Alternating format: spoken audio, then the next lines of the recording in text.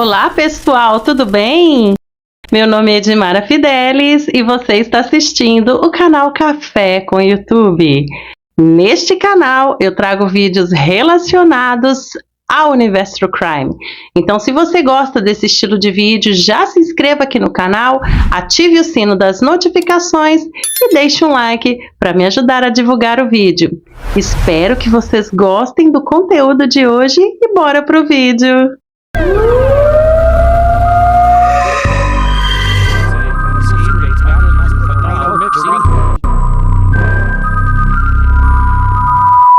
E hoje eu estou aqui com a minha canequinha do YouTube, coisa aqui, ó, tem chá de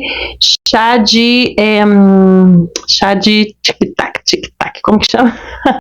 chá de gengibre. Eu quero que você também, que esteja aí me vendo do outro lado, me assistindo, pegue o seu café, pegue o seu cappuccino, pegue o seu chá ou o seu suco e venha comigo agora embarcar nessa história. Nós vamos hoje contar o caso da Gayle Smith. Quando a Gayle era criança, ela cresceu em Nova York com seus 2 irmãos e os seus pais. Seus pais se divorciaram. Depois que Gayle se formou do colégio, ela se tornou comissária de bordo. E devido a essa sua rotina louca de viagens, ela se afastou dos seus irmãos. Ela tinha como companhia por muitos anos somente uma mala de viagem. Em 1993, ela acaba indo para a cidade de Berryville. E, gente, essa cidade era uma cidade muito encantadora, era uma cidade muito charmosa. Gayle se identificou porque ela era uma mulher que gostava de flores, gostava de campo florido, gostava de artesanato. Logo, ela se apaixonou por essa cidade e fez de lá o seu lar. A cidade de Berryville ficava a poucas horas da Virgínia, onde os seus irmãos moravam, e também poucas horas de Nova Jersey, onde o seu pai vivia. A Gayle, ela vai se candidatar e ela vai ganhar, ela vai virar ali uma política, uma celebridade política na cidade. Então todos a conheciam, todos a amavam. Aquela época, em 1993, né, era complicado por ela ser uma mulher negra. Então, as pessoas achavam que ela não ganharia, mas, por incrível que pareça, ela ganhou e se tornou essa pessoa, essa filha amada da cidade. O pai de Gayle Smith, Timothy Smith, ele tinha Alzheimer, ele já era um senhor, né, com uma idade um pouco avançada, e ele sofria do mal de Alzheimer. E por ele sofrer dessa doença, Gayle, que era uma mulher muito próxima ali a seu pai, ela resolve reformar o porão da sua casa e fazer dali um cantinho para que ela pudesse cuidar melhor do seu pai. Porém, sempre tem um porém, né? O pai de Gayle começa a ficar muito agressivo devido à doença. E Gayle também, que não era assim uma mulher muito nova, ela acaba colocando seu pai em uma clínica, né, para tratamento de pessoas nas condições em que ele estava. E mesmo assim ela ia sempre visitar o pai, ela tinha muito carinho pelo pai. E sempre estava ali presente, levava coisas, ficava ali um pouquinho, cuidava dele, lia um livro para ele. Ela conciliava o seu papel ali na política, com os cuidados do seu pai e também com o seu artesanato. Ela fazia artesanatos em cabaça e ela até participava de algumas feiras, alguns eventos, e também ela gostava muito de flores, em especial girassóis. Cidade de Berryville, 30 de julho de 2009, às 10 horas da manhã. A polícia recebe uma ligação de uma mulher que morava em uma outra localidade. Essa mulher diz assim para a polícia: "Eu estou preocupada com a minha sobrinha, porque já faz alguns dias que eu não tenho notícia dela e a gente sempre se fala. Eu ligo e ninguém atende. Então eu gostaria que vocês fossem até a residência dela para dar uma olhada, para ver se está tudo bem, se ela não está precisando de ajuda, às vezes ela caiu, se machucou. Essa mulher estava preocupada com a sua sobrinha Gayle, de 59 anos. Devido a essa ligação que a polícia recebe, a polícia manda um oficial para averiguar o que estava acontecendo com essa moradora da cidade de Berryville. Então, quando o policial ele chega, até a casa de Gayle, ele não nota nada de estranho e ele começa a observar. Ele chega assim próximo à varanda da casa dela, tinha alguns materiais ali para artesanato, que eu creio que ela ou estava fazendo, ou estava deixando secar, não sei. E ele bate na porta, ninguém atende, ele chega da janela. Quando ele olha da janela, ele vê Gayle caída no corredor. Então ali ele já fica assustado, ele quebra o vidro da janela para poder entrar e socorrer a Gayle. Quando ele consegue adentrar a casa da Gayle, ele já sente ali um cheiro que ele diz que é o cheiro da morte.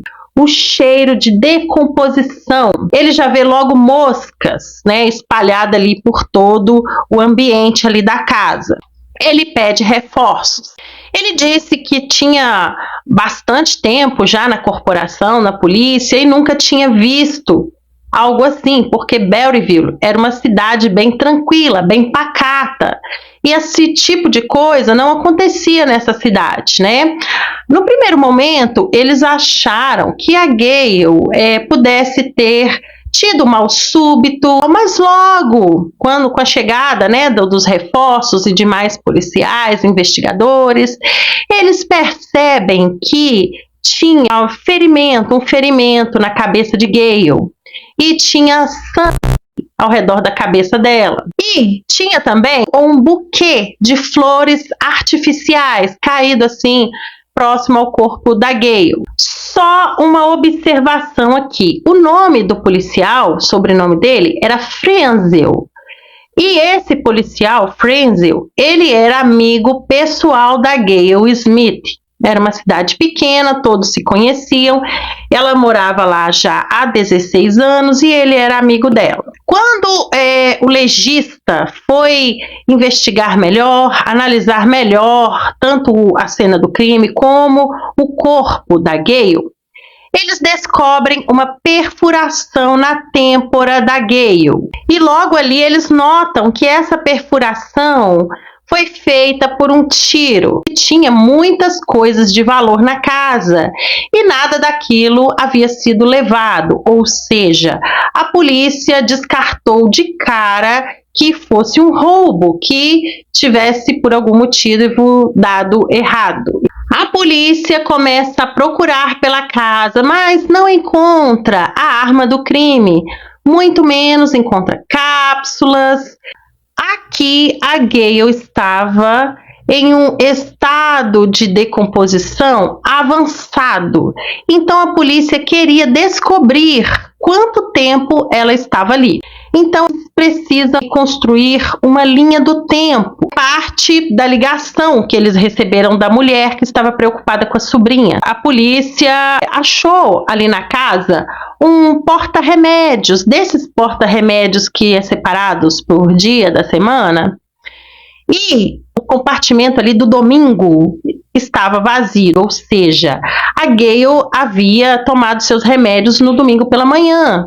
Então ali a polícia deduz que já faziam 4 dias que ela estava ali naquele estado ali, morta. 2 horas que o corpo de Gayle Smith tinha sido encontrado. Aqui, gente, a notícia se espalha rapidamente pela cidade. Era uma cidade ali tranquila, calma, pacata, e aquele crime havia manchado e tirado a inocência da cidade. 31 de julho de 2009, 24 horas após o corpo da Gayle ser encontrado. O relatório do legista fica pronto e eles descobrem que a Gale tinha sido baleada por um projétil calibre pequeno. Aqui, gente, diz que era um calibre 22 e que a bala ricocheteou dentro do seu crânio. Não havia orifício de saída e a bala se estilhaçou em pequenos pedacinhos. E isso, gente, não havia como usar a bala, né, no exame de balística. Então aqui, gente, a polícia começa as investigações e eles não tinham nada assim relevante, né, que pudesse seguir uma direção, uma linha de raciocínio para aquele crime. Então eles começam conversando com os vizinhos da Gale. E a polícia, eles resolvem contatar a delegacia do condado de Clark County. E lá eles enviam uma investigadora, Tricia Portman. Ela era a investigadora que o condado de Clark enviou para ajudar na investigação da Gale. Para a investigadora Tricia, era complicado esse caso, porque não havia testemunhas, né?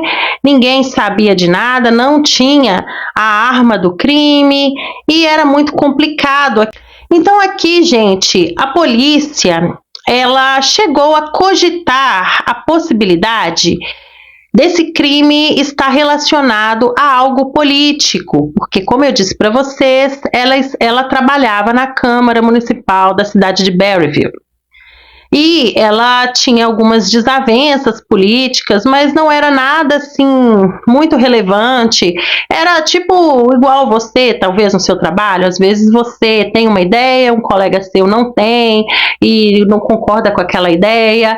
Era basicamente isso, eram umas discordâncias que ela tinha, né, na Câmara Municipal da cidade, mas não era nada ali assim a ponto de chegarem a cometer esse crime contra a vida dela, porque, pelo contrário, as pessoas estavam lá muito tristes e eles amavam a Gale. Ela era uma pessoa, assim, muito amigável, todos ao seu redor gostavam dela. Então ali todos estavam muito tristes, eles decretaram luto ali, né, no trabalho. Então a polícia logo descartou essa possibilidade. A polícia vai descobrir algo relacionado à família de Gale. Conversando ali com os vizinhos, e um dos seus vizinhos, ele diz o seguinte: algumas semanas atrás, ela declarou que, se algo acontecesse a ela, deveriam investigar o irmão dela, Timothy Smith Jr. Então, os investigadores, eles descobrem que havia uma rixa familiar por causa da herança do pai da Gale. A Gale era muito próxima ao pai. E o Timothy Jr., que era irmão dela, e a outra irmã dela, eles eram mais próximos da mãe. E ali, gente, eles tinham um pouco uma discordância, porque o pai da Gale, ele tinha Alzheimer. Ele era um homem que ele não tinha capacidade, condições de administrar as próprias finanças. E Gale tomou parte, né, de administrar ali as coisas do pai, até porque ela cuidou do pai dela. E nisso os irmãos achavam errado, porque, e como eles diziam, né, a Gale reformou o porão todo da casa dela com o dinheiro do papai, e aí simplesmente pega e joga ele no asilo. Né? E realmente não foi isso. Ela sim queria estar próxima ao pai dela, né? Mas devido às condições dela, que ela também já era idosa, né? Vocês veem, ela tinha 59 anos. E o pai dela era um senhor ali que estava começando a dar trabalho, ficar agressivo. Então, ela precisava ali de pessoas capacitadas, pessoas ali, né? Para lidar, né? Talvez até com com remédios para acalmar o pai dela, ou lidar mesmo com essa situação da agressividade dele. Foi por esse motivo que ela deixou ele na casa de repouso. E os irmãos não gostaram, porque ela tinha já gasto dinheiro para reformar o porão. Eles achavam que ela estava dando desculpa, né, de reformar o porão da casa dela, falando que ia levar o pai para lá, e ficou um tempinho e depois descartou o pai. Então eles achavam, nossa, o sol. Eles tinham isso na mente deles. Surgiu também aqui a informação de que o pai da Gale, o Timothy, pai, ele ia deixar os irmãos fora do testamento. E isso não se sabe se realmente ocorreu ou se era coisa da cabeça dos irmãos, né? E os dois estavam chateados com a Gale e a polícia resolve ir conversar com o Timothy Jr. Então aqui a polícia pergunta para o Timothy se ele sabia algo relacionado ao assassinato da irmã dele e onde ele estava no momento do assassinato. Ele afirma para os detetives que ele estava em casa no momento do homicídio da Gale. E a polícia, realmente, eles investigam e vê que o álibi dele era verdadeiro, que ele realmente estava em casa. Ele continua sendo suspeito para a polícia, porque, ao contrário da irmã Deborah, o Timothy Jr. não compareceu ao funeral da irmã. Gente, quem não vai ao funeral da própria irmã? Né? Ali já acendeu ainda e a polícia, sim, colocou ali o Timothy Jr. na lista de principais suspeitos, ou na lista do principal suspeito, né? Porque não havia outro suspeito. Então aqui, gente, a polícia, eles puxam as ligações telefônicas do Timothy Jr. e eles descobrem uma dúzia de ligações feitas para um telefone descartável no dia em que a irmã dele morreu. Então aqui, usando as torres telefônicas, as ligações do Timothy eram rastreadas. E essas ligações, ele estava se deslocando do sul da Virgínia em direção à cidade de Berryville. E os investigadores descobrem que as ligações foram feitas para um rapaz chamado Tony Sharpe. Esse Tony Sharpe, Sharpe, enfim, ele tinha alguns problemas com a lei, com a polícia, mas eram problemas pequenos comparado a um assassinato. Então aqui, investigando, destrinchando a vida do Tony, eles descobrem que ele tinha uma namorada grávida e uma forte ligação com Timothy Jr. E aqui, gente, pelo fato da namorada dele estar grávida e o Tony sem trabalho, a polícia acha que o Timothy estava ajudando o Tony financeiramente, né, dando coisas para ele, pequenos trabalhos. A polícia queria descobrir o que estava ocorrendo. Então eles levam o Tony para o interrogatório. E ali a polícia pressiona Tony de todas as formas. Vocês sabem que quando a polícia quer, né, ali ela pressiona para tentar ou vencer ele no cansaço. Então eles começam a pressionar e mesmo assim ele mantém a mesma história, mesmo sob pressão policial. Ele diz que era inocente, que não sabia nada e conta a versão dele, porém mantendo ali firme na sua história. A polícia sabe que tem algo de estranho acontecendo aqui com essa galera toda, Timothy Jr., Tony Sharpe, só que eles não tinham provas, né, para ali efetuar uma prisão, nem de Tony, nem do Timothy. Então aqui, gente, a polícia vai ganhar um presente, um aliado, digamos assim. Vai acontecer algo aqui que vai corroborar, né, para as investigações da polícia. O que vai acontecer? Aqui, gente, não ficou claro para mim como a polícia conseguiu esse feito, né? Mas a polícia chega até um homem chamado Edward Poley. Esse Edward Poley, ele foi um inquilino do Timothy Jr., né? Ele alugou um quarto, né, na casa do Timothy por algum tempo. Então, gente, o que o Poley ele disse para a polícia? Que em 2018 o Timothy queria que a irmã dele, Gayle, desaparecesse.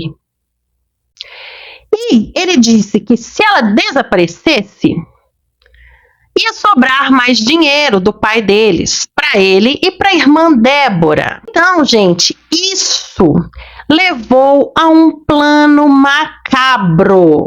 Eles queriam conseguir veneno de cobra.